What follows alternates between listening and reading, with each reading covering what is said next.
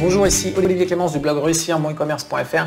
Dans cette vidéo, je vous détaille deux exemples de méthode AIDA, deux exemples de messages marketing qui utilisent la méthode AIDA. Dans le premier, c'est un email que j'ai reçu et on voit très bien la méthode AIDA, donc je vous la montre étape par étape, je vous détaille étape par étape où elle est utilisée et comment il l'utilise.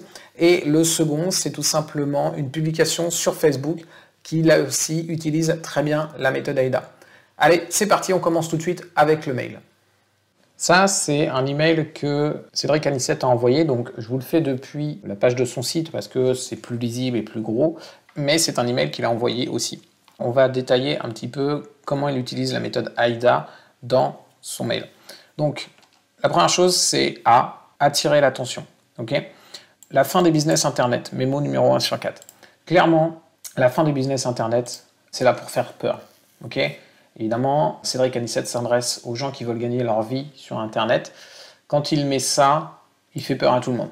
Donc, si on a un business sur Internet ou si on a l'intention de lancer un business sur Internet, eh bien, on va aller voir de quoi on parle.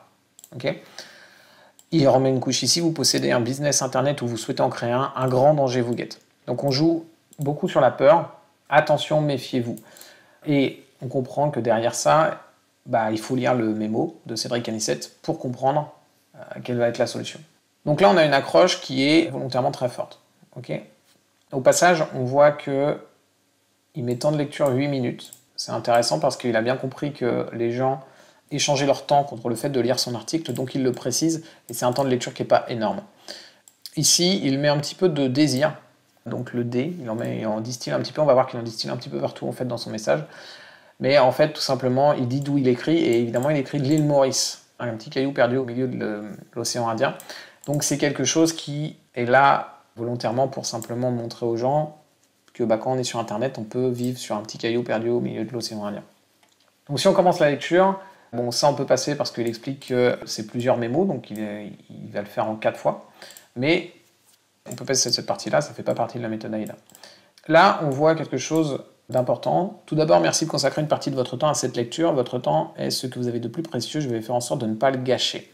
En gros, il a fait une énorme accroche, une énorme promesse ici. La fin des business Internet et la promesse derrière, c'est je vais vous expliquer pourquoi les business Internet vont disparaître.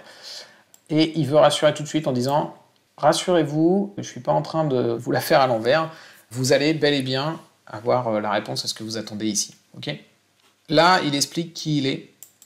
Si vous ne me connaissez pas et que vous devez savoir sur moi, c'est que je suis une personne lambda, normale, issue d'une famille ouvrière, etc. En gros, ici, il explique que lui, alors ici, on comprend qu'il a réussi, Cédric Anissette. Il faut savoir aussi que beaucoup de gens le connaissent. Et là, il est en train d'expliquer que c'est une personne normale. Donc ça veut dire que si vous êtes quelqu'un de normal, vous pouvez lire cet article. Donc en gros, il est en train de rassurer les gens sur oui, vous êtes au bon endroit, ça s'adresse bien à vous, ici. Okay, on commence un petit peu à être dans la partie intérêt de la méthode AIDA. Jusque-là, on avait l'accroche avec une partie de désir ici. Et ici, on commence à être dans l'intérêt en rassurant tout de suite, vous n'allez pas perdre votre temps. Et ici, oui, c'est bien fait pour vous. Ici, il va mettre un petit peu de désir. Donc, en fait, tout au long de son message, il va distiller de l'intérêt et du désir. À force de travail, je suis aujourd'hui à la tête d'un patrimoine net qui tourne autour de 10 millions d'euros. Donc, clairement, c'est quelque chose qui va créer du désir. Okay, sachant que Cédric Anissette s'adresse aux gens qui veulent devenir riches grâce à Internet. Donc, c'est quelque chose que ce type de personne recherche particulièrement. Là, il montre qu'il a du succès. Donc là, il montre encore du désir. Okay, là, comme quoi on peut figurer dans ce genre de magazine, même si l'on n'est pas rappeur, sportif ou dans le showbiz, il revient sur le fait de « vous êtes toujours au bon endroit, c'est bien pour vous. Vous n'avez pas besoin d'être rappeur, sportif ou dans le showbiz pour réussir. On peut avoir 10 millions d'euros, on peut être dans Forbes en étant personne au départ. » Okay, donc ça s'adresse bien à vous, ce message.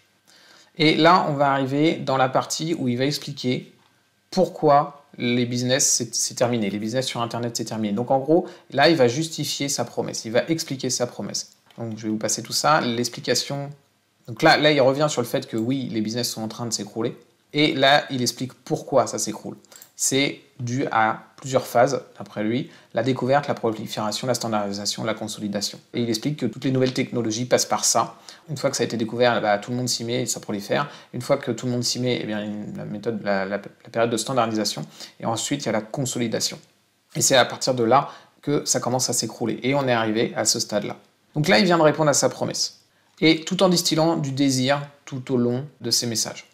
Donc il a bien suivi la méthode AIDA, il a bien accroché les gens avec une promesse très forte, il a suscité l'intérêt et le désir tout au long de son message, et on arrive à l'étape où il explique ce qu'il veut que les gens fassent, et il leur donne envie encore une fois en leur proposant une vidéo qu'il a donnée dans son mastermind, et pour ça, eh bien, il faut laisser un commentaire pour accéder à l'enregistrement complet de la session de son mastermind. Donc ce commentaire, ça va d'une lui permettre d'avoir de la preuve sociale. Il a eu 3546 commentaires sous son texte.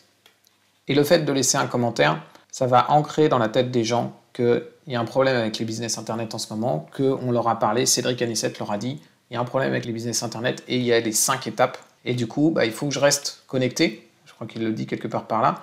Rester connecté pour ne pas rater le deuxième mémo. Okay, et en faisant ça, eh bien, si à chaque fois, à chacun de ces mémos, il arrive à accrocher, intéresser, faire naître le désir et faire agir les gens, eh bien, quand on arrivera à la 5e étape qui sera d'acheter sa formation, parce que le principe est là, hein, on va amener les gens à faire 4 étapes où ils vont avoir de l'information et agir à chaque fois. La 5e étape, eh bien, les gens seront beaucoup plus enclins à agir parce qu'ils auront agi à toutes les autres étapes et ils auront été convaincus à chacune des autres étapes. Donc là, on a une publication de Robert de Piqueny, c'est un copywriter français qui est excellent et qui fonctionne très bien. Je le suis sur Facebook et il a publié récemment, enfin aujourd'hui, il a publié un message justement pour inciter les gens à s'inscrire à un webinaire qu'il propose. Donc la première chose qu'on a, c'est ton café, tu l'aimes comment? Et donc ça, c'est l'accroche. Alors elle peut paraître bizarre, mais en fait, c'est justement parce qu'elle est bizarre. Les gens qui suivent Robert s'attendent à ce qu'il parle de copywriting et pas trop de café en réalité. Et il met une image avec 2 cafés, donc là encore pour attirer tout de suite, on est sur Facebook, il ne faut pas oublier qu'il y a beaucoup de messages qui passent sur votre mur quand vous êtes sur Facebook, donc lui il met une image pour accrocher les gens qui parlent de café, et avec son copywriting. Donc il y a quelque chose de bizarre, on se demande de quoi il veut nous parler ici. Et en fait, quand on va lire le texte, eh bien, il nous montre tout de suite, en fait la réponse importe peu. C'était réellement pour nous accrocher, rien de plus. Il n'y a même pas de promesse en fait là-dedans, c'était simplement pour nous accrocher. Et il y a quand même un début de justification qui explique en fait pourquoi il a utilisé ça. Okay, donc il ne nous fait pas une énorme promesse, il nous fait simplement un message un peu bizarre qui nous incite à aller regarder ce qu'il a mis. Et il va tout de suite justifier en disant en fait la réponse importe peu. Tout de suite après il va nous dire attention, si tu as un business en ligne ou un business tout court, ce message il est pour toi, en mettant ces 2 phrases-là. Tu as un business en ligne ou un business tout court, le copywriting n'est pas utile pour toi, il est indispensable. Donc ici on a l'accroche, et là on commence à être dans l'intérêt tout de suite avec la réponse, est-ce que c'est bel et bien pour moi ce message? Est-ce que je peux prendre du temps à lire ce message ou est-ce que je vais perdre mon temps? Et là la réponse elle est non, tu ne vas pas perdre ton temps parce que c'est indispensable pour toi. Et là il nous dit si tu ne l'utilises pas, ce qui typiquement est la situation des prospects qui intéressent Robert. Robert, il vend du copywriting, donc ceux qui n'utilisent pas le copywriting sont typiquement les gens qui l'intéressent. Et là, il nous explique ce que ça fait si on ne l'utilise pas. Donc on est complètement dans l'intérêt. Okay, il nous dit que ceux qui n'utilisent pas le copywriting sur leur page de vente ont un écart de 30%. C'est-à-dire que les pages de vente qui utilisent du copywriting sont 30% plus efficaces que celles qui n'en utilisent pas. Il dit que c'est observé par d'autres personnes, c'est pas qu'un chiffre que lui sort de son chapeau. En fait, là, il commence à dire que en plus, c'est pas 30% finalement, c'est beaucoup plus que ça, si on fait les choses correctement, etc. On suppose évidemment que pour faire les choses correctement, il va falloir travailler avec Robert. Donc finalement, on peut avoir beaucoup plus de résultats. Et là, il redescend un petit peu en disant qu'on va rester juste sur les 30%, parce que Robert ne fonctionne pas sur des grosses promesses.